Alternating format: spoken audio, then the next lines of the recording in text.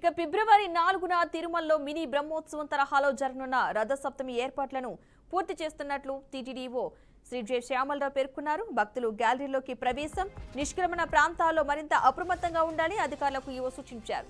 గ్యాలరీలో ఉండే భక్తులకు సకాలంలో అన్నప్రసాదాలు, తాగునీరు అందేలా ఏర్పాట్లు చేయాలని ఆదేశించారు.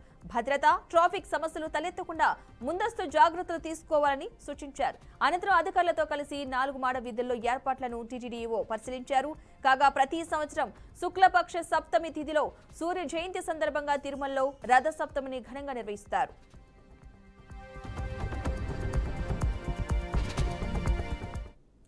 ఫిబ్రవరి 4న తిరుమలలో జరగబోయే మినీ బ్రహ్మోత్సవాలకు సంబంధించిన పూర్తి సమాచారాన్ని మా ప్రతినిధి గోపీనాథ్ అందిస్తారు. గోపి, పద్మ, మొత్తం మీద అంటే ప్రతి సంవత్సరం కూడా స్వామివారికి సంబంధించి ఏదైతే సూర్య భగవాను పుట్టినరోజు వేడుకలు జరుగుతాయి, ఆ రోజు సూర్య భగవానుడు సందర్భంగా జయంతి సందర్భంగా తిరుమలలో పెద్ద ఎత్తున ఏర్పాట్లు జరుగుతాయి. మినీ బ్రహ్మోత్సవం స్థాయిలో అంటే బ్రహ్మోత్సవాల సందర్భంగా 9 రోజుల పాటు జరిగేటటువంటి అతి ముఖ్యమైనటువంటి వాహన సేవలన్నీ కూడా ఒక రోజు మాత్రం ఉదయం నుంచి రాత్రి వరకు కూడా సప్త వాహనాలపైన స్వామివారు ఊరేగుతారు. అయితే ఆ రోజు తెల్లవారుజామున సూర్య జయంతి కాబట్టి ఆ సూర్య కిరణాలు స్వామివారికి అంజలి ఘటిస్తాయి. ఆ సందర్భంగా లక్షలాది మంది భక్తులు ఆ కిరణాలు స్వామి పాదాలపైన తాగే సందర్భంలో పెద్ద ఎత్తున లక్షలాది మంది భక్తులు తరలి వచ్చి శ్రీవారిని దర్శనం చేసుకుంటారు. అదే సందర్భంలోనే ఆ కిరణాలు భక్తులపైన పడే విధంగా కూడా పెద్ద ఎత్తున ఏర్పాట్లు అంటే అక్కడ ఏర్పాట్లు జరుగుతాయి. దీనికి సంబంధించి అర్చకులు కావచ్చు, అధికారులు వీళ్ళందరూ కూడా పెద్ద ఎత్తున ఏర్పాట్లు చేస్తున్నారు. ఫిబ్రవరి 4వ తారీఖున మినీ బ్రహ్మోత్సవం సూర్య భగవానుడి పుట్టినరోజు సందర్భంగా నిర్వహించబోతుంది టీటీడీ. అందువల్లనే నిన్న టీటీడీ ఈవో శ్యామలరావుతో పాటు కొత్తగా ఛార్జ్ తీసుకున్నటువంటి తిరుపతి ఎస్పీ హర్షవర్ధన్ రాజు, అడిషనల్ ఈవో వీళ్ళందరూ కూడా ఏర్పాట్లకు సంబంధించి మొత్తం కూడా విజిట్ చేయడం జరిగింది. 4 మాడ వీధుల్లో భారీ గ్యాలరీస్ కావచ్చు, భారీగా క్యూలైన్లు ఏర్పాటు చేయడంతో పాటు ఆ ఒకరోజు మినీ బ్రహ్మోత్సవానికి వచ్చేటటువంటి లక్షలాది మంది భక్తులకి ఎటువంటి ఇబ్బందులు లేకుండా ఒకవైపు వాహన సేవలు తిరుగుతున్న సందర్భంలో ప్రతి 2 గంటలకు ఒక్కొక్క వాహన సేవ కొనసాగుతుంది. ఉదయం ఏదైతే సూర్య భగవానుడి వాహన సేవతో పాటు రాత్రి చక్రస్నాన మహోత్సవం వరకు కూడా ఈ కార్యక్రమాలు జరుగుతాయి. మొత్తం 7 వాహనాల పైన శ్రీవారు తిరుమాడ వీధుల్లో ఊరేగుతారు కాబట్టి విలువైనటువంటి వజ్ర వైడూరాలు ఇవన్నీ కూడా స్వామివారి పైన ఉంటాయి.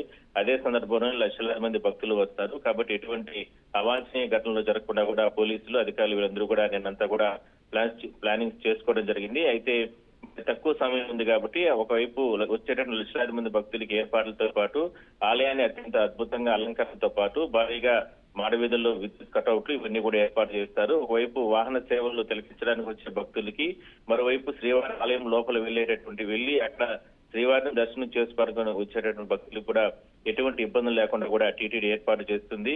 మరోవైపు ఏదైతే దర్శనానికి సర్వదర్శనానికి కావచ్చు, లేదంటే వీఐపీ ప్రోటోకాల్ దర్శనాలు కూడా ఆ రోజు పరిమిత సంఖ్యలోనే కొనసాగిస్తారు.